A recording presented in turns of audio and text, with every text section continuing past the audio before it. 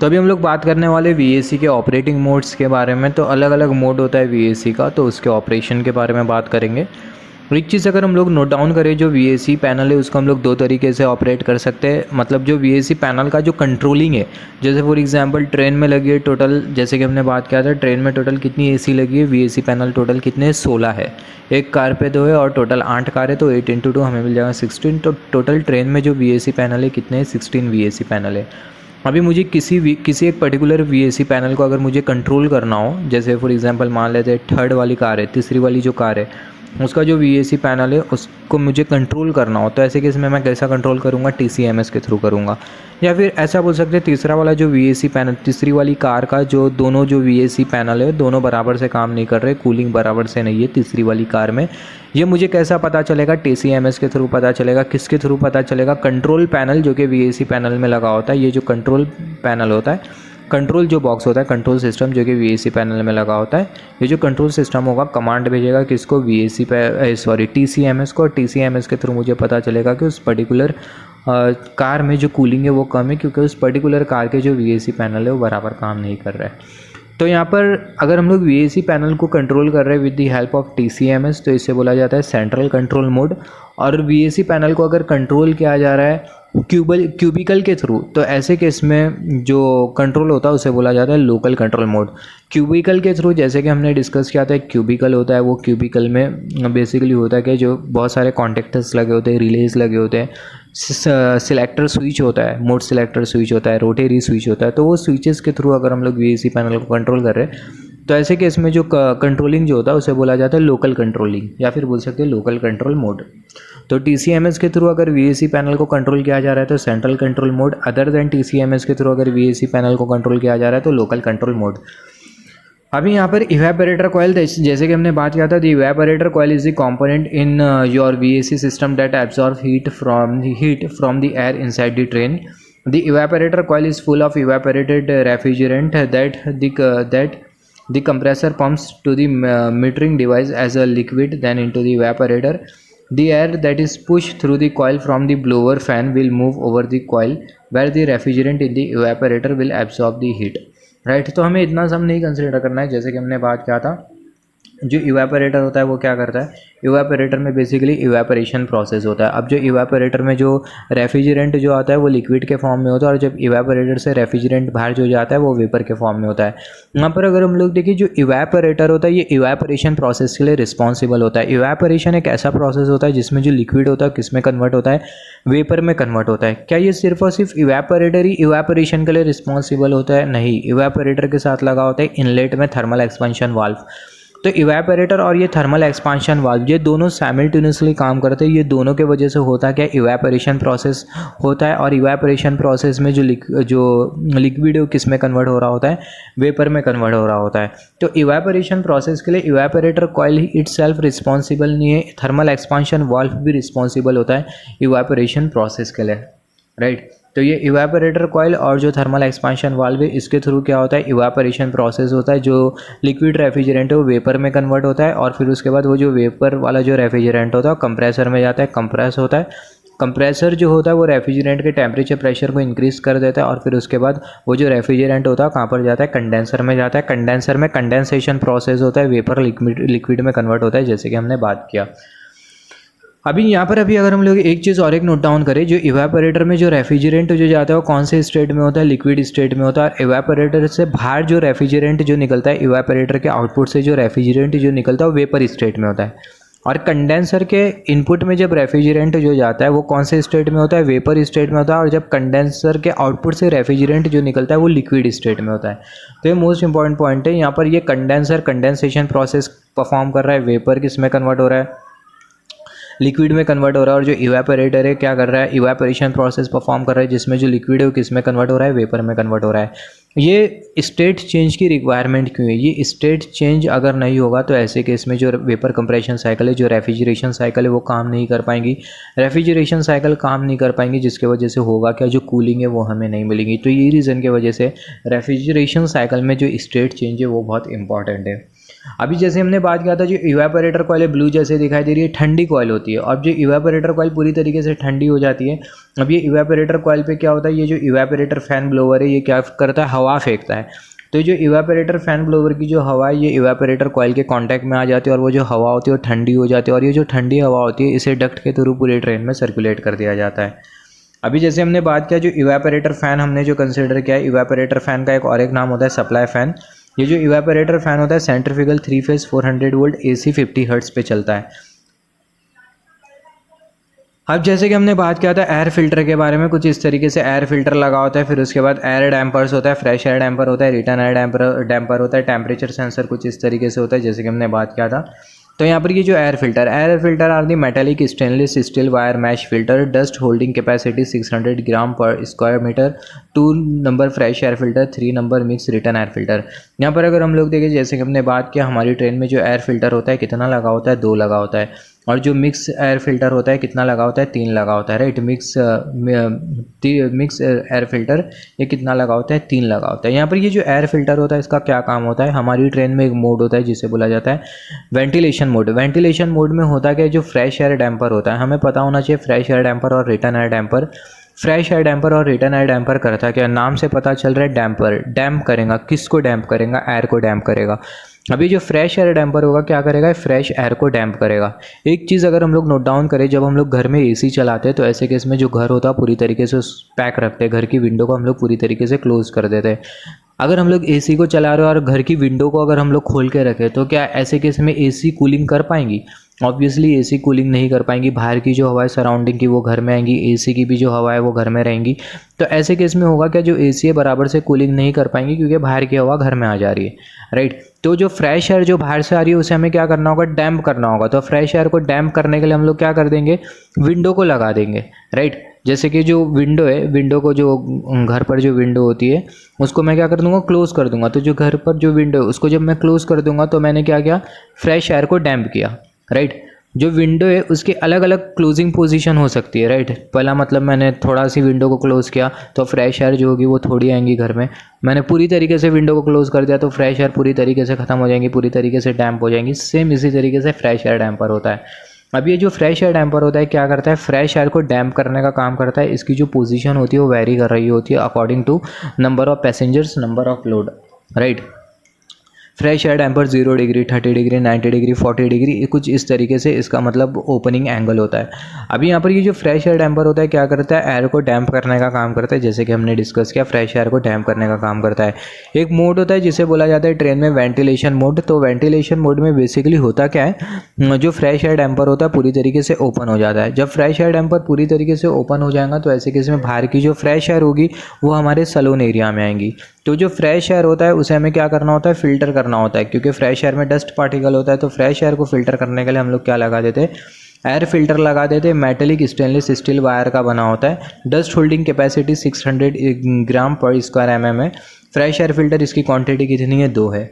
फिर उसके बाद अगर हम लोग देखें फ्रेश एयर डैम्पर, जैसे हमने बात किया फ्रेश एयर डैम्पर, जो फ्रेश एयर फिल्टर होता है ये हमें कुछ इस तरीके से मिलता है। इसकी जो क्वांटिटी होती है 2 होती है, और जो रिटर्न एयर फिल्टर है उसकी जो क्वांटिटी है कितनी है, वो है 3। अभी यहाँ पर बात करना है, जस्ट होल्ड ऑन।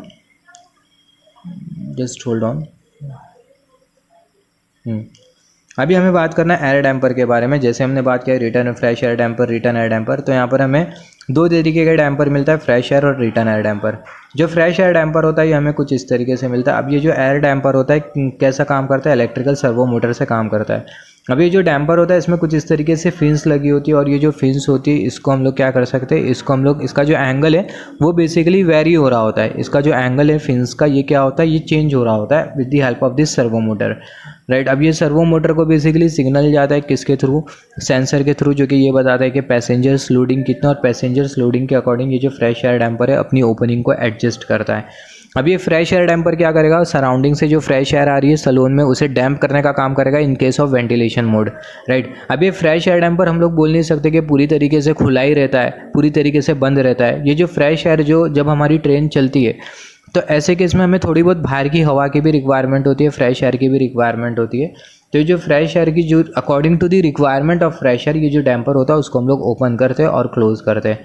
जब हमारे ट्रेन के वीएसी की कूलिंग पूरी तरीके से हो जाती है, पूरा ठंडा हो जाता है ट्रेन का वीएसी, मतलब सलून पूरा ठंडा हो जाता है, तो ऐसे केस में हम लोग करते क्या, ये जो फ्रेश एयर डैम्पर होता है इसे बंद कर देते हैं, क्योंकि फ्रेश एयर डैम्पर को जब बंद कर देंगे तो ऐसे केस में होगा क्या, बाहर की हवा नहीं आएंगी और जो ट्रेन के अंदर जो कूलिंग है वो एज इट इज़ रहेंगी। अब उसके बाद एक और एक डैम्पर होता है रिटर्न एयर डैम्पर। अब जो रिटर्न एयर डैम्पर होता है वो क्या करता है, रिटर्न एयर को डैम्प करने का काम करता है। रिटर्न एयर मतलब वो एयर जो कि सलून से एटमॉस्फेयर में जा रही है, वो एयर को डैम्प करने का काम करता है रिटर्न एयर डैम्पर, राइट। तो fresh air damper aluminium frame power to open and spring close type. यहाँ पर अगर हम लोग देखें जो फ्रेश एयर डैम्पर है, इसकी जो ओपनिंग है, ये बेसिकली इसको ओपनिंग के लिए जो यहाँ पर ये जो डैम्पर है, इसकी ओपनिंग के लिए हमें क्या चाहिए होगा, हमें पावर, इलेक्ट्रिकल पावर सोर्स चाहिए होगा, मतलब ये इलेक्ट्रिकल मोटर। ये जो फ्रेश एयर डैम्पर हमें जो दिखाई दे रहा है, ये जो डैम्पर है, इसकी जो ओपनिंग होती है ये सर्वो मोटर के थ्रू होती है, बट जो क्लोजिंग होती है कैसी होती है, स्प्रिंग क्लोज टाइप, राइट। तो ये डैम्पर की फिन्स को, ये डैम्पर को ओपन करने के लिए हमें इलेक्ट्रिकल पावर देना पड़ता है, बट क्लोज करने के लिए मैकेनिकल मैकेनिज्म होता है जो कि स्प्रिंग क्लोज टाइप। यहाँ पर इसको बोला जाता है एक्चुएटर या फिर बोल सकते हैं सर्वो मोटर। ये बेसिकली 24 वोल्ट डीसी पे चलती है। और यहाँ पर अगर हम लोग देखें जो डैम्पर है, इसका जो क्लोजिंग टाइम है वो कितना है, वो है 20 सेकेंड,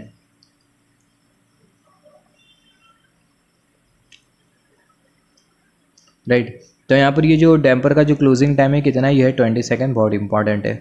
डैम्पर चलता है किससे, ये बेसिकली सर्वो मोटर से चलता है, राइट। ये सर्वो मोटर लगी है।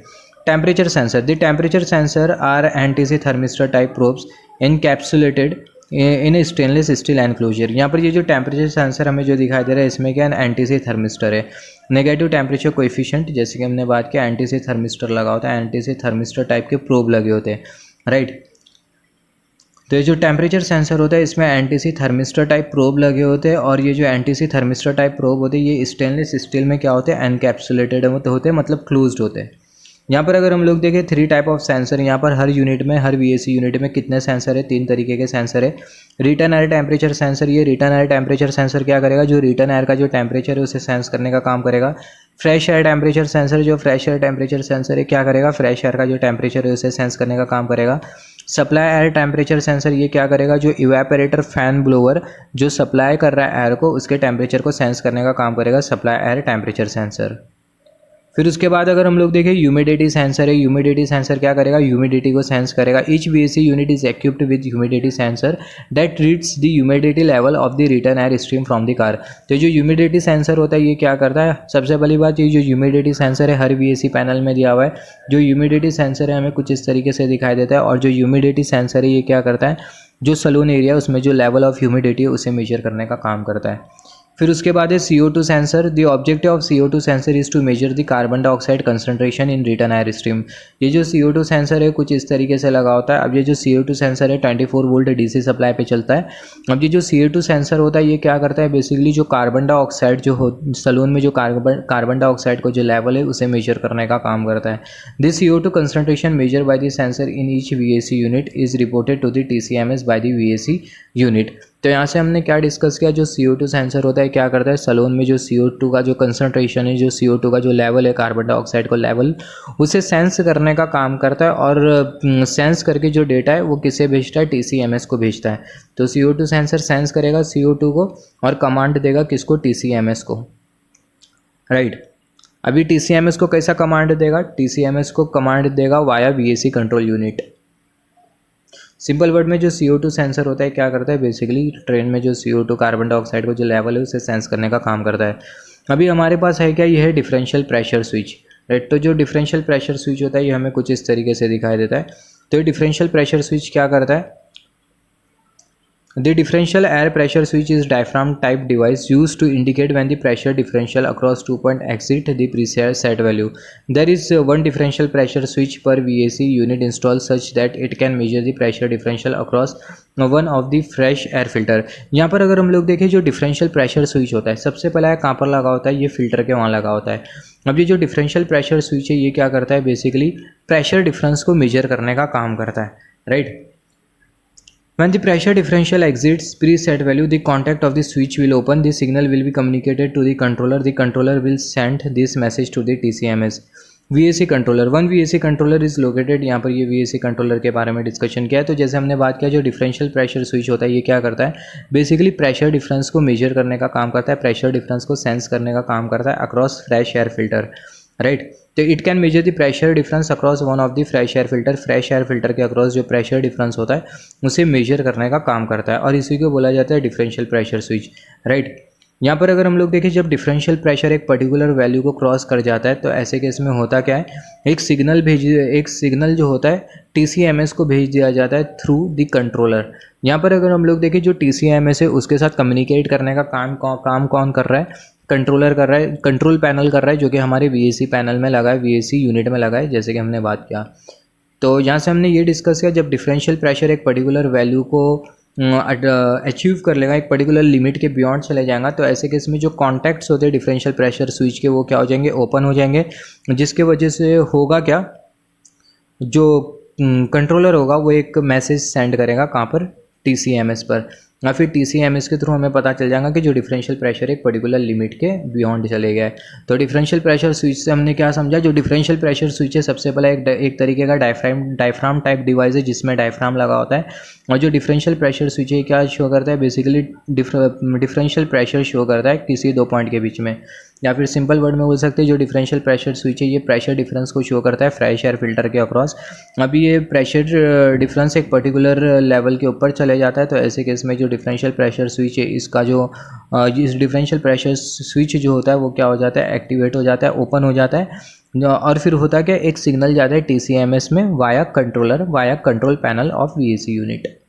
अब यहाँ पर अगर हम लोग देखें VAC कंट्रोलर के बारे में बात कर रहे हैं, VAC कंट्रोलर मतलब जो VAC में जो कंट्रोल पैनल जो लगा है उसके बारे में बात कर रहे हैं। अब ये जो कंट्रोल पैनल होता है इसका क्या काम होता है, जो कंट्रोल पैनल होता है बेसिकली TCMS के साथ कम्युनिकेट करता है। VAC पैनल का जितनी भी जो एक्टिविटीज़ होती है ये बेसिकली TCMS तक के मतलब TCMS से कम्युनिकेट हो रही होती है, मतलब जो VAC पैनल का जितना भी जो स्टेटस है वो TCMS में पता चलता है वाया दिस कंट्रोल यूनिट। अगर ये कंट्रोल पैनल को अगर हटा देंगे तो ऐसे केस में कम्युनिकेशन के लिए कोई भी नहीं रहेगा VAC यूनिट के बीच में और TCMS के बीच में।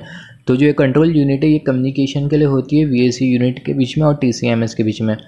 VAC यूनिट का कोई भी जो स्टेटस होता है उसे VAC यूनिट का जो भी स्टेटस होता है उसे कंट्रोल यूनिट या जो कंट्रोल पैनल होता है वो TCMS में सेंड करता है। VAC कंट्रोलर वही कंट्रोलर के बारे में बात हो रही है, कंट्रोल पैनल के बारे में। One VAC controller is located in the electrical panel inside the air conditioning unit. The controller is responsible for all the decision making process of VAC system. It receive input signal, makes decision and provide output signal in accordance with the decision. It also provide interface with the TCMS and portable test equipment. जैसे कि हमने बात किया VAC controller के बारे में। तो यहाँ पर ये कुछ इस तरीके से VAC कंट्रोलर के बारे में, major component, drainage arrangement, boot up mode, normal mode, emergency ventilation mode, external smoke mode, off mode, loss of communication mode.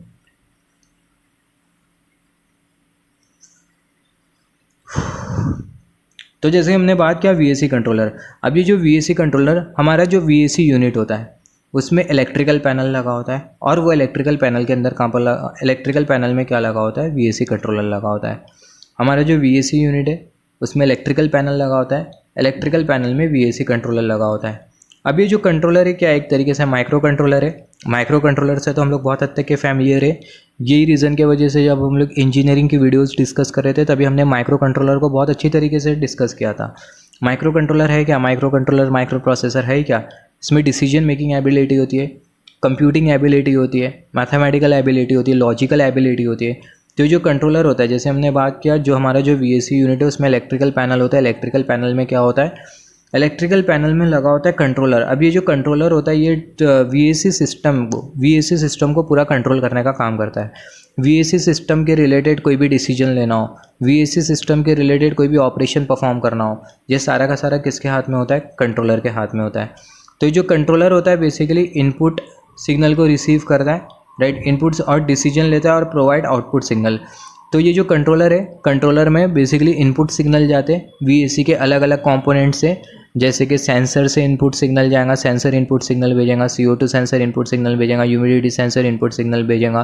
फिर उसके बाद जो इवेपोरेटर जो फैन ब्लोअर के वहाँ पर जो सेंसर लगा है वो भी मतलब सिग्नल भेजेगा।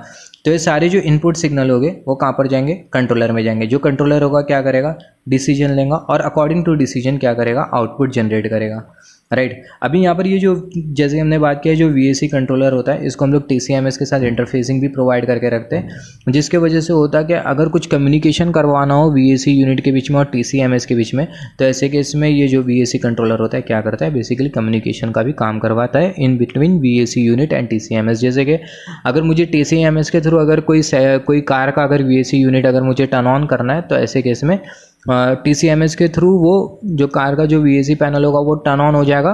TCMS कमांड भेजेगा किसको, कंट्रोलर को, और जो कंट्रोलर होगा वो क्या करेगा, वो पर्टिकुलर VAC यूनिट को क्या कर देगा, टर्न ऑन कर देगा, राइट। सिमिलरली अगर VAC यूनिट को टर्न ऑफ करना है तो जो कंट्रोलर होगा कमांड भेजेगा TCMS को कि TCMS ये जो पर्टिकुलर जो AC है इसे टर्न ऑफ करना है, तो जो TCMS होगा क्या करेगा, पर्टिकुलर AC को टर्न ऑफ करवा देगा।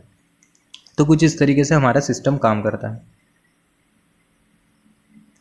अभी यहाँ पर अगर हम लोग देखें जो कंट्रोल पैनल होता है उसमें हमें क्या मिलता है, हमें पहला मिलता है कंट्रोलर मिलता है। हमें क्या क्या मिलता है कंट्रोल पैनल में, हमें पता होना चाहिए इलेक्ट्रिकल पैनल में कंट्रोल पैनल लगा होता है और ये कंट्रोल पैनल में माइक्रो कंट्रोलर लगा होता है। कंट्रोलर में डिसीजन मेकिंग एबिलिटी होती है, जैसे कि हमने बात किया ये कंट्रोलर बेसिकली इनपुट सिग्नल को रिसीव करता है VAC के अलग अलग सब सिस्टम से और फिर उसके बाद आउटपुट जनरेट करता है और अकॉर्डिंग टू आउटपुट डिसीजन लेने का काम करता है। और जैसे हमने बात किया जो कंट्रोलर है इसकी इंटरफेसिंग हम लोग करवाते हैं TCMS के थ्रू, तो जो कंट्रोलर है कम्युनिकेशन भी कराने का काम करता है in between TCMS and VAC unit. तो कंट्रोलर अगर हम लोग देखें पहले पे अगर हम लोग देखें कंट्रोलर फिर उसके बाद कंट्रोल पैनल में हमें क्या क्या मिलेगा, जैसे हमने बात किया कंट्रोलर मिलेगा, DC to DC कन्वर्टर मिलेगा, control lot, contactor for high evaporator, ये low evaporator, emergency evaporator, condenser fan. तो यहाँ पर ये जो कंट्रोल पैनल है इसमें हमें क्या क्या मिलेगा, हमें इसमें बेसिकली कॉन्टेक्टर भी मिलेगा इवेपोरेटर के लिए, कंडेंसर के लिए, कंडेंसर फैन के लिए, कंप्रेसर के लिए भी हमें कॉन्टेक्टर मिलेगा कंट्रोल पैनल असेंबली में। फिर उसके बाद हमें कॉन्टेक्टर मिलेगा हीटर के लिए, इवेपोरेटर मिलेगा हमें थर्मल मैग्नेटिक सर्किट ब्रेकर के लिए, राइट। फिर उसके बाद condenser for the thermal magnetic circuit breaker, thermal magnetic circuit breaker मिलेगा इवेपोरेटर के लिए, थर्मल मैग्नेटिक सर्किट ब्रेकर मिलेगा कंडेंसर के लिए, थर्मल मैग्नेटिक सर्किट ब्रेकर मिलेगा किसके लिए, कंप्रेसर के लिए। तो ये बहुत इंपॉर्टेंट है जो कंट्रोल पैनल असेंबली होती है VAC यूनिट की, इसमें हमें क्या क्या मिलता है, इसमें हमें सबसे पहला कंट्रोलर मिलता है, DC to DC कन्वर्टर मिलता है, फिर उसके बाद कॉन्टेक्टर मिलता है इवेपोरेटर के लिए, कंडेंसर के लिए, इवेपोरेटर फैन के लिए, कंडेंसर फैन के लिए, फिर उसके बाद कंप्रेसर के लिए कॉन्टेक्टर मिलता है, हीटर के लिए कॉन्टेक्टर मिलता है, थर्मल मैग्नेटिक सर्किट ब्रेकर मिलता है इवेपोरेटर के लिए, थर्मल मैग्नेटिक सर्किट ब्रेकर मिलता है कंडेंसर के लिए, थर्मल मैग्नेटिक सर्किट ब्रेकर मिलता है कंप्रेसर के लिए, फिर उसके बाद हीटर सर्किट ब्रेकर मिलता है, फिर उसके बाद इंटरमीडिएट रिले मिलता है, right. Intermediate relay 1, intermediate relay 2 and 3, फिर उसके बाद टाइम रिले मिलता है, मॉनिटरिंग रिले मिलता है, ऑक्सिलरी कॉन्टैक्ट्स मिलते हैं, राइट। तो कंट्रोल पैनल असेंबली में जैसे हमने बात किया क्या क्या हमें मिलता है, कंट्रोलर मिलता है, DC to DC कन्वर्टर मिलता है, कॉन्टेक्टर मिलता है इवेपोरेटर कंडेंसर के लिए, इवेपोरेटर फैन कंडेंसर फैन के लिए, कॉन्टेक्टर कंप्रेसर के लिए भी मिलता है, कॉन्टेक्टर हीटर के लिए भी मिलता है, थर्मल मैग्नेटिक सर्किट ब्रेकर मिलता है इवेपोरेटर के लिए, कंडेंसर के लिए, कंप्रेसर के लिए, फिर उसके बाद रिले मिलता है, इंटरमीडिएट रिले मिलता है, सर्किट ब्रेकर मिलता है, टाइम रिले मिलता है, मॉनिटरिंग रिले मिलता है। तो ये सारे के सारे कंपोनेंट्स हैं जो कि हमें VAC पैनल में मिलते हैं, VAC पैनल के कंट्रोल पैनल में मिलता है। अभी यहाँ पर अगर हम लोग देखें बात कर लेते हैं ड्रेनेज अरेंजमेंट के बारे में, तो यहाँ पर ये जो ड्रेनेज अरेंजमेंट है ये क्या होता है, all condensation water will be drain via drainage pipe to the car drainage system, connection between VAC and train is ensure with a flexible connection, no water is permitted to accumulate in the drain pan. One insulated dripping pan is located below the evaporator and is large enough to collect the condensate from the evaporator and coil and expansion valve as well। यहाँ पर अगर हम लोग देखें condensation process में होता क्या है, कंडेंसेशन प्रोसेस में वेपर किस में कन्वर्ट होता है, लिक्विड में कन्वर्ट होता है। अभी यहाँ पर अगर हम लोग देखें अगर हमें एक्सेस लिक्विड मिल रही है, राइट, एक्सेस हमें लिक्विड मिल रही है, तो ऐसे केस में जो लिक्विड जो वाटर होगा उसे हमें क्या करना होगा, उसे हमें ड्रेन करना होगा, राइट। तो उसे ड्रेन करने के लिए हमने क्या लगा के रखा है, उस ड्रेनेज सिस्टम लगा के रखा है, राइट। तो ऑल कंडेंसेशन वाटर, जितने भी जो कंडेंसेशन वाटर हो गए, जैसे हमने बात किया था कंडेंसर में होता है कंडेंसेशन प्रोसेस, जितना भी जो कंडेंसेशन वाटर होगा वो बेसिकली ड्रेन हो जाएगा ड्रेनेज पाइप के थ्रू, राइट। ड्रेनेज पाइप के थ्रू ड्रेन हो जाएगा। ड्रेनेज पाइप को हम लोग प्रैक्टिकली भी देखेंगे ड्रेनेज पाइप किस तरीके से दिखता है और जितने भी जो कंडेंसेशन जो वाटर होते हैं, कंडेंसेशन प्रोसेस के बाद जो रिजल्ट में जो वाटर जो मिलता है वो किस तरीके से ड्रेन हो रहा होता है ड्रेनेज पाइप के थ्रू, इसको प्रैक्टिकली भी देखेंगे, राइट। और यहाँ पर अगर हम लोग देखें हमारे वीएसी पैनल में कोई पानी एक्यूमुलेट नहीं होना चाहिए, वाटर एक्यूमुलेट नहीं होना चाहिए। तो यही रीज़न की वजह से हमने क्या लगा के रखा है, ड्रेनेज सिस्टम लगा के रखा है। तो कंडेंसेशन की वजह से जो रिजल्ट में बाय प्रोडक्ट में जो पानी जो मिलेगा उसको ड्रेन करने के लिए हमने ड्रेनेज सिस्टम लगा के रखा है। कुछ इस तरीके से कॉर्नर में हम लोग ड्रेनेज सिस्टम लगा के रखते हैं वीएसी पैनल के। अभी यहाँ पर बात किया गया कैब एसी के बारे में। तो कैब एसी में हमें क्या डिस्कस करना है, कैब एसी में हमें वही डिस्कस करना है। यहाँ पर जो ड्राइवर जहाँ पर ट्रेन चलाते हैं बैठ के, तो वहाँ पर कोई सेपरेट एसी प्रोवाइड नहीं की गई है, राइट। तो सेपरेट एसी वहाँ पर प्रोवाइड नहीं की गई है। जो सलून की जो एसी की जो हवा है उसे ही बेसिकली कैब में सर्कुलेट कर दिया गया और वहाँ से क्या मिल गई है, कैब एसी मिल गई है, राइट। तो यहाँ पर there is no dedicated air conditioning unit provided in car cabin air conditioning. The air conditioning for each DM car cabin is provided from the DM car saloon air conditioning system. जैसे हमने बात किया, condition air would be discharged into the cab through diffusers present in the ceiling panel on each side. यहाँ पर अगर हम लोग देखें, जैसे हमने बात किया, जो सलून की जो एयर होगी वो कहाँ पर जाएंगी, कैब में जाएंगी। अब सलून की एयर ड्राइवर कैब में कैसा जाएंगी, सलून की जो एयर है वो ड्राइवर कैब में जाएंगी डिफ्यूज़र्स के थ्रू। और ये जो डिफ्यूज़र्स होता है कहाँ पर प्रेजेंट है, सीलिंग पैनल में, राइट। और ये जो सीलिंग पैनल है हर साइड में होता है, दोनों साइड में होता है। तो condition air would be discharge into the cab through the diffuser. Diffuser के थ्रू जो एयर होगी वो बेसिकली हम लोग कैब में दे देंगे, present in the ceiling panel. जो डिफ्यूज़र है कहाँ पर है, सीलिंग पैनल में। Flexible duct will be routed into the driver end को driver console. Duct requirement are ensure to supply require volume of cold air. जैसे हमने बात किया डक्ट की रिक्वायरमेंट क्या है, जो रिक्वायर्ड जो वॉल्यूम ऑफ जो एयर है वो हमें सप्लाई करने के लिए हमने डक्ट बना के रखा है। To attain the temperature around 25 degree centigrade. Typical interface detail of the flexible duct, इसको स्किप कर सकते हैं। हमें सिर्फ इतना याद रखना है कि जो ट्रेन में यहाँ पर ये जो हमने जो 8 कार की जो ट्रेन जो कंसिडर किया है, ये ट्रेन में बेसिकली जो ड्राइवर कैब है वहाँ पर कोई सेपरेट एसी प्रोवाइड नहीं किया गया ड्राइवर के लिए। जो सलून की जो एसी है उसे ही कहाँ पर, सलून की जो एयर कंडीशनिंग जो एयर है उसे ही कहाँ पर सर्कुलेट कर दिया गया, कैब में सर्कुलेट कर दिया गया वाया डिफ्यूज़र के थ्रू। डिफ्यूज़र सीलिंग पैनल में होता है हमारे। हम लोग ऐसा भी बोल सकते हो जो एयर है, सलून की जो एयर है उसे ड्राइवर कैब में बेसिकली सर्कुलेट कर दिया गया with the help of flexible duct. अभी जो एयर का जो फ्लो होता है किसके थ्रू होता है, डक्ट के थ्रू होता है, फ्लेक्सिबल डक्ट के थ्रू होता है। तो अभी बात करते हैं अलग अलग मोड के बारे में। जैसे कि पहला हमारे पास जो मोड है वो है एक्सटर्नल स्मोक मोड। जैसे हमने बात किया था वीएसी के अलग अलग ऑपरेटिंग मोड्स के बारे में बात करना है। तो पहला है हमारे पास एक्सटर्नल स्मोक मोड। तो यहाँ पर अगर हम लोग देखें, when external smoke is detected the VAC unit will close the fresh air damper automatically and VAC will work with internal air recirculation, right. तो यहाँ पर ये जो एक्सटर्नल स्मोक मोड है तो इसमें होगा क्या, एक्सटर्नल स्मोक मतलब जैसे फॉर एग्जांपल बाहर कहीं आग लग गई है, ट्रेन के बाहर कहीं आग लग गई है, बिल्डिंग में आग लग गई है और वहाँ का जो धुआं है वो निकल रहा है। अभी फ्रेश एयर डैम्पर अगर ओपन होगा तो जो धुआं होगा, वो जो स्मोक होगा वो कहाँ पर आएगा, हमारे सलून एरिया में आ जाएगा। सलून एरिया में आएगा तो जो पैसेंजर्स होंगे उन्हें प्रॉब्लम हो जाएगा। तो ऐसे केस में जो फ्रेश एयर डैम्पर होगा उसे हमें क्या करना होगा, क्लोज़ करना होगा। तो फ्रेश एयर डैम्पर क्लोज हो जाएगा ऑटोमेटिकली और इसी को ही हम लोग बोलते हैं एक्सटर्नल स्मोक मोड। तो एक्सटर्नल स्मोक मोड में जब एक्सटर्नल स्मोक डिटेक्ट हो जाती है तो ऐसे केस में जो वीएसी यूनिट होता है वो क्या करता है, जो फ्रेश एयर डैम्पर है उसे ऑटोमेटिकली क्या कर देता है, क्लोज़ कर देता है। जो वीएसी यूनिट में जो कंट्रोलर जो लगा होता है फ्रेश एयर डैम्पर को ऑटोमेटिकली क्लोज़ कर देता है। और जो वीएसी यूनिट है ये इंटरनल एयर सर्कुलेशन पर ही काम करती है। मतलब जो इंटरनली जो मतलब सलून में जो एयर जो बनी है वही क्या हो रही होती है, वो सर्कुलेट हो रही होती है हमारे सलून एरिया में।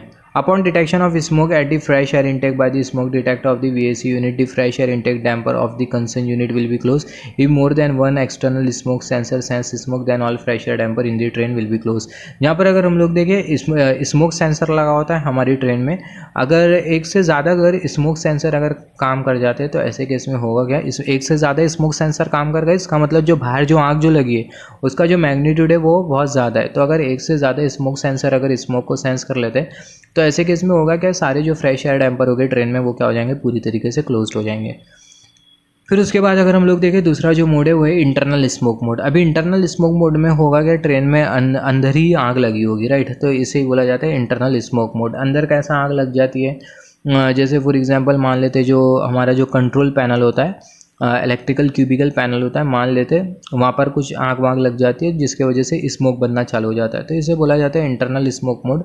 Smoke detector are located inside this saloon. यहाँ पर हमारी जो ट्रेन होती है इसमें बेसिकली स्मोक डिटेक्टर लगा होता है और जो स्मोक डिटेक्टर होता है कहाँ पर लगा होता है, सलून एरिया में लगा होता है। तो in case of internal smoke detection this sensor provide signal to LV logic and TCMS network.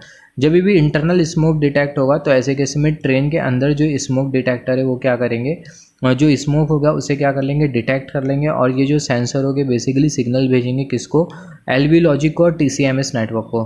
फिर उसके बाद होगा क्या, the VAC unit receive the smoke detection information, और जो वीएसी यूनिट होगा स्मोक डिटेक्शन इन्फॉर्मेशन को रिसीव करेगा कहाँ से, टीसीएमएस से, right. The unit of the car when an internal smoke is detected are off but the VAC unit in all other car are on and operate only with fresh air with maximum ventilation speed in order to increase pressure in the adjacent car to keep the smoke localized, right। यहाँ पर अगर हम लोग देखें, अभी जैसे हमने बात किया इंटरनल स्मोक मोड में होगा क्या, जब इंटरनल स्मोक डिटेक्ट होगी सबसे पहला जो स्मोक होगी इंटरनल स्मोक उसे कौन डिटेक्ट करेगा, स्मोक डिटेक्टर। स्मोक डिटेक्टर कहाँ पर लगा होता है, सलून एरिया में लगा होता है। तो जब भी इंटरनल स्मोक डिटेक्ट होगी तो ऐसे केस में जो स्मोक डिटेक्टर है सिग्नल भेजेगा किसको, टीसीएमएस नेटवर्क को।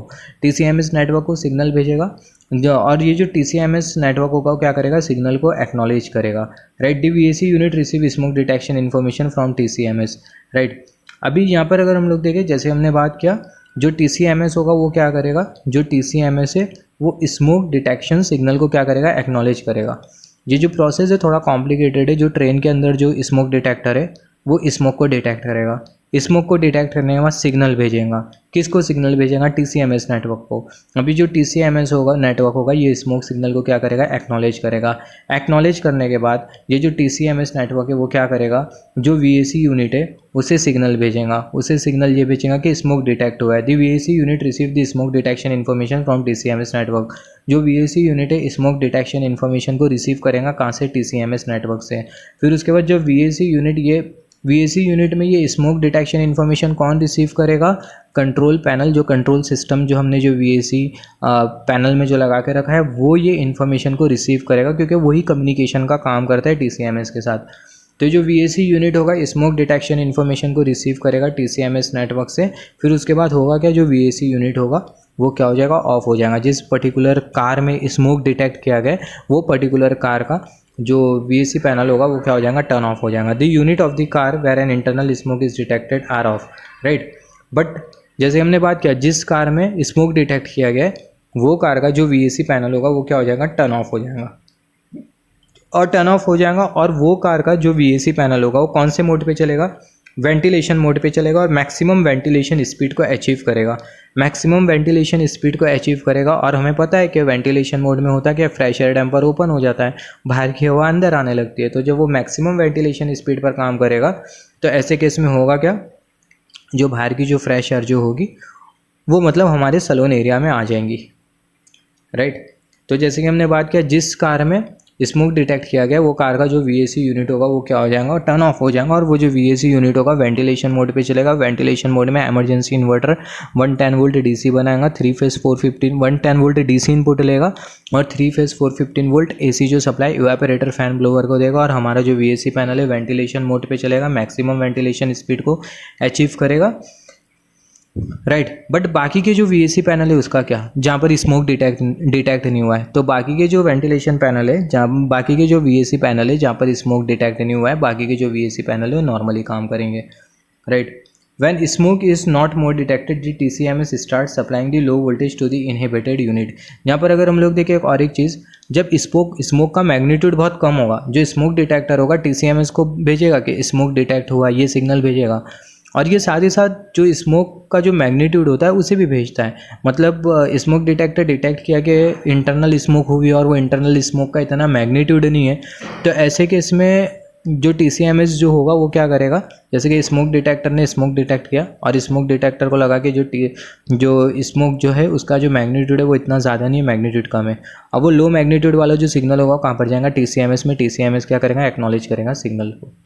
अभी ये जो स्मोक जो डिटेक्ट हुआ है इसका जो मैग्नीट्यूड है कम है, तो ऐसे केस में जो टीसीएमएस होगा वो क्या करेगा, जो वीएसी यूनिट है उसे बेसिकली लो वोल्टेज पे चलाएगा, राइट। तो यहाँ पर वही लिखा है, the TCMS start supplying low voltage to the inhibited unit when smoke is not more detected. जब स्मोक ज़्यादा मतलब डिटेक्ट नहीं होगा तो ऐसे केस में जो टीसीएमएस है वो पर्टिकुलर वीएसी पैनल को ऑफ तो नहीं करेगा, उसे लो वोल्टेज पे चलाएगा, जिसकी वजह से होगा क्या, सिस्टम पूरा लो वोल्टेज पे चलेगा। अब यहाँ पर अगर हम लोग देखें off mode, when the train enter aux off mode, when train enters aux off mode the VAC system receive the signal from TCMS to shut down, it will act to shut down all VAC function. यहाँ पर अगर हम लोग देखें off mode में off mode में क्या होगा, जब हमारी ट्रेन ऑक्स ऑफ मोड में चले जाएंगे, मतलब सारे जब ऑक्सिलरी सिस्टम ऑफ हो जाएंगे, तो ऐसे केस में जो वीएसी सिस्टम होगा सिग्नल रिसीव करेगा कहाँ से, टीसीएमएस से टू शट डाउन, राइट। जो वीएसी सिस्टम होगा वो एक सिग्नल रिसीव करेगा टीसीएमएस से, या फिर हम लोग ऐसा बोल सकते हैं जब सारे ऑक्सिलरी सिस्टम ट्रेन के ऑफ हो जाएंगे तो जो टीसीएमएस होगा वो एक सिग्नल भेजेगा वीएसी सिस्टम को कि वीएसी सिस्टम अब तुम शट डाउन हो जाओ, और जो वीएसी सिस्टम होगा वो क्या हो जाएगा, शट डाउन हो जाएगा, टर्न ऑफ हो जाएगा। It will act to shut down all the VAC function. फिर उसके बाद अगर हम लोग देखें सिंपल वर्ड में बोल सकते हैं ऑफ मोड में होगा क्या, जो वीएसी सिस्टम है वो क्या हो जाएगा, ऑफ हो जाएगा। फिर उसके बाद अगर हम लोग देखें लॉस ऑफ कम्युनिकेशन मोड, अब ये लॉस ऑफ कम्युनिकेशन मोड में होगा क्या, just hold on, loss of communication mode, loss of communication mode में होगा क्या, in case of loss of communication with TCMS VAC unit don't obtain the TCMS alive, don't obtain the TCMS alive. VAC unit will continue to operate with the last received parameter from TCMS and perform cooling. In case of compressor stops, it cannot restart as the VAC unit cannot damage a compressor authorization. Cannot demand a compressor authorization request to stop cooling again. TCMS is aware about the communication issue with the unit because all units continuously send their alive status and inform OCC about the problem. तो यहाँ से हमने क्या समझा, इसे बोला जाता है लॉस ऑफ कम्युनिकेशन मोड। अभी लॉस ऑफ कम्युनिकेशन मोड में, लॉस ऑफ कम्युनिकेशन मोड को इस समझने से पहले एक एग्जाम्पल कंसिडर कर लेते हैं। मान लेते हैं हमारा जो TCMS है, TCMS ने हमारे VAC यूनिट को एक सिग्नल भेजा और TCMS हमारे VAC यूनिट को ये बोल रहा है कि तुम, जैसे कि हमने बात किया हमारे ट्रेन में जो VAC यूनिट है उसकी जो कूलिंग कैपेसिटी कितनी है, वो है 55 किलोवाट। तो हमारा जो TCMS है VAC यूनिट को बोल रहा है कि VAC यूनिट तुम अभी 45 किलोवाट की कैपेसिटी से ऑपरेट करो, क्योंकि पैसेंजर लोडिंग नहीं है, कूलिंग की ज़्यादा रिक्वायरमेंट नहीं है, तो तुम 45 किलोवाट की कैपेसिटी से काम करो। तो जो VAC यूनिट होगा क्या करेगा, 45 किलोवाट की कैपेसिटी से क्या करेगा, काम करेगा और अकॉर्डिंगली कूलिंग प्रोवाइड करेगा। अब होता क्या है, जो TCMS है वो क्या हो जाता है, टर्न ऑफ हो जाता है। अभी TCMS टर्न ऑफ हुआ, TCMS में कुछ एरर आ गया, अब TCMS काम नहीं कर रहा है, TCMS अभी काम नहीं कर रहा है, तो ऐसे केस में यहाँ पर लॉस ऑफ कम्युनिकेशन हो गया। अभी जो VAC सिस्टम है वो किसकी सुनेगा, अभी TCMS तो है ही नहीं, तो ऐसे केस में जो VAC सिस्टम है क्या करेगा, जो लास्ट जो कमांड जो TCMS ने VAC सिस्टम को दिया था वो लास्ट कमांड को ही फॉलो करेगा, और जो VAC सिस्टम में 45 किलोवाट की जो कूलिंग कैपेसिटी उसे क्या करके रखेगा, मेंटेन करके रखेगा, राइट। तो यहाँ पर ये लिखा है VAC unit will continue to operate, जो VAC यूनिट होगा कंटिन्यूसली ऑपरेट ही करते जाएगा लास्ट रिसीव पैरामीटर्स के थ्रू। लास्ट रिसीव पैरामीटर जो कि TCMS ने दिया था, TCMS बंद होने से पहला जो लास्ट जो कमांड जो VAC यूनिट को दिया था, तो जो VAC यूनिट है वो लास्ट कमांड के अकॉर्डिंग ही काम करते रहेगा। अगर कम्युनिकेशन अगर लॉस हो जाता है तो, right. In case of compressor stop, अगर कंप्रेसर अगर स्टॉप हो जाता है, it can not restart as the VAC unit can not demand a compressor authorization, right. अगर हम लोग देखें अगर कंप्रेसर अगर स्टॉप हो जाता है तो ऐसे केस में जो कंप्रेसर है वो रीस्टार्ट नहीं हो सकता, राइट। अगर मान लेते हैं हमारा जो VAC पैनल है उसमें जो कंप्रेसर है वो क्या हो गया, वो स्टॉप हो गया, कंप्रेसर अगर बंद हो गया तो ये रीस्टार्ट नहीं हो सकता। As the VAC unit can not demand a compressor authorization request to start cooling again, right. तो ये मोस्ट इंपॉर्टेंट है, अगर कंप्रेसर अगर हमें हमारे VAC पैनल में अगर बंद हो जाए तो ऐसे केस में जो कंप्रेसर है वो रीस्टार्ट नहीं हो सकता, क्योंकि TCMS ही काम नहीं कर रहा है। TCMS जब काम करेगा तो हमारा जो कंप्रेसर होगा वो क्या होगा, टर्न ऑन होगा, राइट। तो हमारी अगर TCMS में अगर कुछ एरर आया, TCMS अगर काम नहीं कर रहा है, तो जो VAC जो यूनिट है वो लास्ट कमांड के अकॉर्डिंग काम करेगा। बट अगर VAC यूनिट में अगर कंप्रेसर अगर बंद हो जाए तो ऐसे केस में जो कंप्रेसर है वो फिर से स्टार्ट नहीं हो सकता है,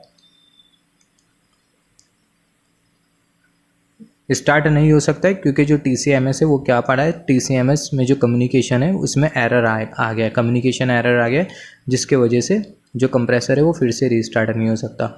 तो अगर बोलने का मतलब ये है कि अगर TCMS में अगर कुछ एरर आ जाए, कम्युनिकेशन एरर, तो ऐसे केस में जो VAC यूनिट है वो लास्ट कमांड के अकॉर्डिंगली काम कर लेगा। बट अगर कंप्रेसर ही अगर बंद हो जाए VAC यूनिट का, तो ऐसे केस में जो कंप्रेसर है वो रीस्टार्ट नहीं हो पाएगा, क्योंकि TCMS में कम्युनिकेशन एरर आया, क्योंकि TCMS ही कंप्रेसर को कंट्रोल कर रहा था, राइट। तो जो कंप्रेसर है वो रीस्टार्ट नहीं हो पाएगा और जो VAC पैनल है वो क्या हो जाएगा, बंद हो जाएगा।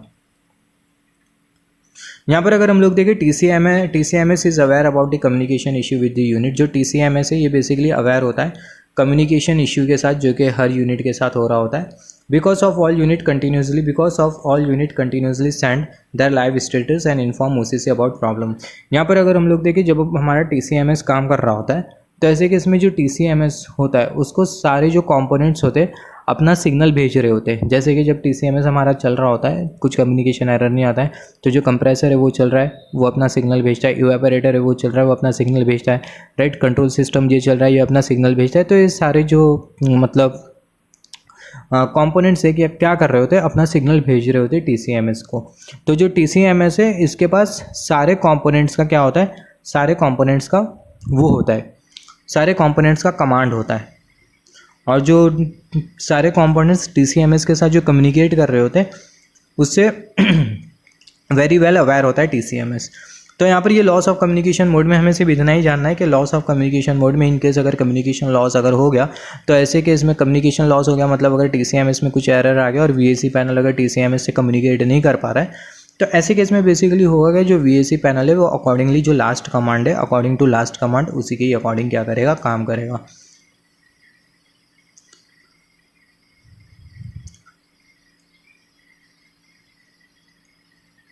यहाँ पर अगर हम लोग देखें अलग अलग मोड है जैसे कि प्री कूलिंग मोड है, नॉमिनल मोड है, वॉश मोड है, एक्सटर्नल मोड है, internal smoke mode, loss of other VAC unit, loss of 415 volt AC network, emergency ventilation mode.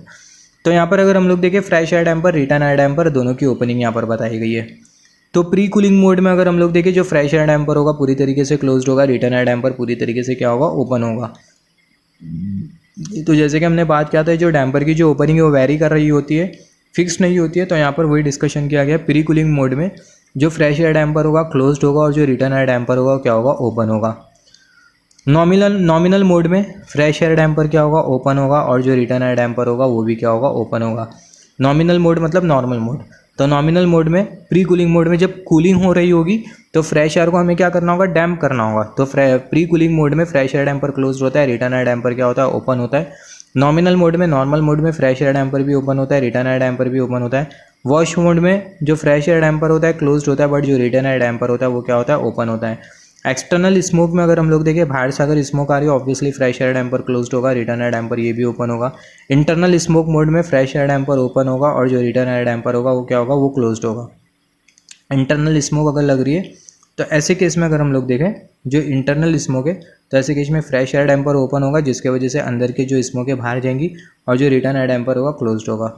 अगर loss of other VAC unit अगर loss होगा तो ऐसे case में दोनों जो डैम्पर है वो क्या हो गए, ओपन हो गए। एमरजेंसी वेंटिलेशन मोड में जो फ्रेश एयर डैम्पर होगा वो ओपन होगा और जो रिटर्न एयर डैम्पर होगा वो क्या होगा, वो क्लोज्ड होगा। नॉमिनल मोड में अगर हम लोग देखें नॉर्मल मोड दोनों में दोनों डैम्पर ओपन हो गए। कूलिंग जब होगी तो फ्रेश एयर को डैम्प करना होगा तो fresh air damper close, return air damper open. Wash mode में फ्रेश एयर डैम्प वॉश मोड में क्या करेंगे, ट्रेन को हम लोग धोएंगे। ट्रेन को जब धोएंगे तो ऐसे केस में होगा क्या, जो बाहर जो हवा है वो अंदर नहीं आना चाहिए हमारी ट्रेन के इंटीरियर में, जिसके वजह से होगा क्या, उसकी वजह से इंटीरियर में मतलब डस्ट जमा होगा। तो फ्रेश एयर डैम्पर को क्लोज रखेंगे, रिटर्न एयर डैम्पर को ओपन रखेंगे। एक्सटर्नल स्मोक मोड बाहर अगर धुआं लगा है, बाहर अगर कुछ जल गया है, धुआं आ रहा है तो fresh air damper close, return air damper open. Internal smoke अंदर अगर स्मोक लगी है तो ऐसे केस में रिटर्न एयर डैम्पर क्लोज रहेगा और जो फ्रेश एयर डैम्पर होगा क्या होगा, वो ओपन रहेगा, राइट। अंदर आग लगी है तो आग को हमें बाहर फेंकना है तो ऐसे केस में फ्रेश एयर डैम्पर को, या फिर अंदर आग लगी है, अंदर आग लगी हो अगर वो आग को अगर हमें बाहर करना है तो ऐसे केस में अगर हम लोग देखें आग नहीं, बेसिकली आग नहीं, यहाँ पर स्मोक के बारे में बात कर रहे हैं। यहाँ पर अगर हम लोग देखें ये बहुत इंपॉर्टेंट है, यहाँ पर हम लोग स्पेसिफिकली स्मोक के बारे में बात कर रहे हैं। अगर ट्रेन में अगर आग लग जाती है तो ऐसे केस में जो फ्रेश एयर डैम्पर होगा उसे हमें क्या करना होगा, फ्रेश एयर डैम्पर को हमें क्लोज करना होगा। ट्रेन में अगर आग लग रही है तो फ्रेश एयर डैम्पर को हमें क्या करना होगा, क्लोज करना होगा, क्योंकि वो फ्रेश एयर और आएगी तो आग और भड़केगी। तो यही रीज़न की वजह से तो मोस्ट इंपॉर्टेंट मोड है हमारा ये emergency mode, emergency ventilation mode. Fresh air damper open, return air damper closed. Nominal में दोनों ओपन, प्री कूलिंग में फ्रेश एयर ओपन और जो रिटर्न एयर डैम्पर है वो फ्रेश एयर डैम्पर होगा क्लोज होगा, रिटर्न एयर डैम्पर ओपन होगा। वॉश मोड में fresh air close, return air open. Smoke external smoke में fresh air close, return air open. Internal में फ्रेश ओपन और जो रिटर्न है वो क्या होगा, वो क्लोज्ड होगा।